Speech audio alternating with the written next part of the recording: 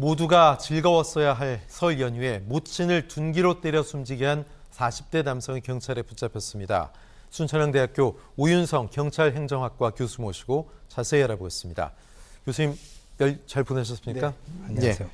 참 명절 연휴 크고 작은 사건들이 많았는데요. 충격적인 사건입니다. 아들이 모친을 살해한 사건. 어떤 내용입니까? 네, 상당히 이제 불행한 사건인데요. 지난 1월 21일 그 광주시 북구에서 이 40대 그 A모 씨가 자기 어머니 같이 아마 살고 있었던 것 같은데요.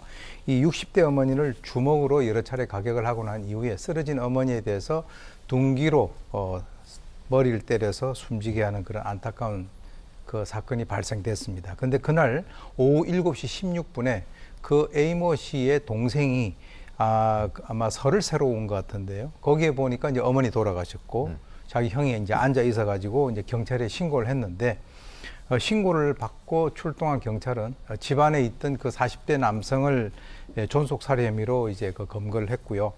실제로 이제 이 A 씨 같은 경우는 정신질환을 알아왔었었는데 얼마 전까지 이제 약을 좀 끊은 것으로 이제 알려졌고요. 그리고 이제 그 악마가 보이는 듯한 환각 증상으로 어머니를 살해했다 이렇게 얘기를 하는데 지금 이제 굉장히 불행한 사건이 바로 이 설 연휴에 발생이 됐습니다. 예, 정신질환으로 아픈 40대 아들. 경찰 조사에서도 뭐 횡설수설했다고 하는데 정신질환자가 저지른 범죄 얘기가 나올 때마다 심신미약 얘기가 빠지지 않잖아요.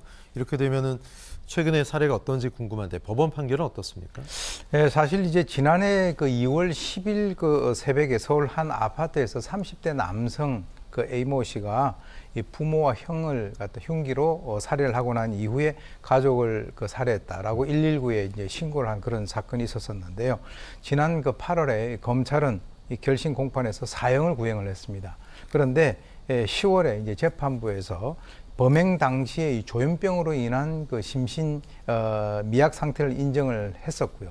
온전한 정신 상태가 아니기 때문에 100% 책임을 묻기는 어렵다라고 해서 그 징역 35년을 1심에서 선고를 한 적이 있는데 실제로 통상 이 존속 살해 같은 경우는 약 한 45% 정도가 정신 그 질환자에 의한 범행으로 알려져 있습니다. 네, 그렇군요. 이번에 모친을 살해한 40대 남성도 말씀해 주신 것처럼 심신미약으로 감경될 가능성도 있습니까? 네, 그렇습니다. 실제로 이제 그 형법 제10조에 보게 되면 이제 심신장애로 인한 그 미약에 대해서 2항에 나와 있습니다. 그래서 최근에 이제 음주를 하고 난 이후에 심신미약을 주장하는 것은 이제 법원에서 그렇게 받아들이지 않는 그런 분위기지. 네. 하지만 앞에 이제 그 소개드렸던 그 사례를 보게 된다면 아마 이제 검찰 구형에 대해서 이제 법원에서는 이 심신미약을 이유로 해서 약간 그 형이 좀 이렇게 줄어들 가능성이 있다라고 예측을 할 수 있겠습니다. 네,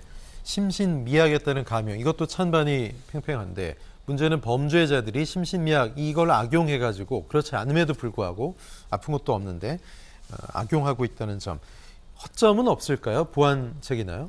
사실 이제 최근 들어서 걱정되는 것이 네. 정신질환자에 의한 그 범죄가 좀 늘어나고 있다는 예. 거죠. 물론 우리가 꼭 짚어야 될 것은 정신질환이 있다라고 해서 범죄를 저지르는 것은 아닙니다. 네네. 그런데 이제 적어도 이 그 통계를 보게 되면 2018년 같은 경우에 7,244건인데 2021년 같은 경우는 1월에서부터 9월까지 한다 하더라도 8,562건이 됐단 네. 말이죠. 그래서 이미 정신질환자 중에서 범죄를 저지른 그런 사람들 같은 경우는 범죄를 저질렀다라고 하는 그 가능성이 증명이 됐기 때문에 강한 처벌보다는 오히려 이런 사람들에 대해서는 이제 지속적인 관리, 치료 시스템 같은 것이 병행돼야 된다라고 이제 보고요. 무조건 이제 뭐 강한 처벌만이 능사가 아니겠죠. 그래서 이제 제가 알고 있는 사례를 보게 되면 아버지를 살해해서 그 갔다가 나중에 석방되고 난 뒤에 바로 또 어머니를 살해한 그런 사례가 있거든요. 그런 것들을 좀 우리가 참고로 해야 될 것으로 봅니다. 진짜 심신미약자라면 뭐 형 집행 이후에도 관리 감독이 철저히 돼야 되겠군요. 그렇습니다. 네. 예.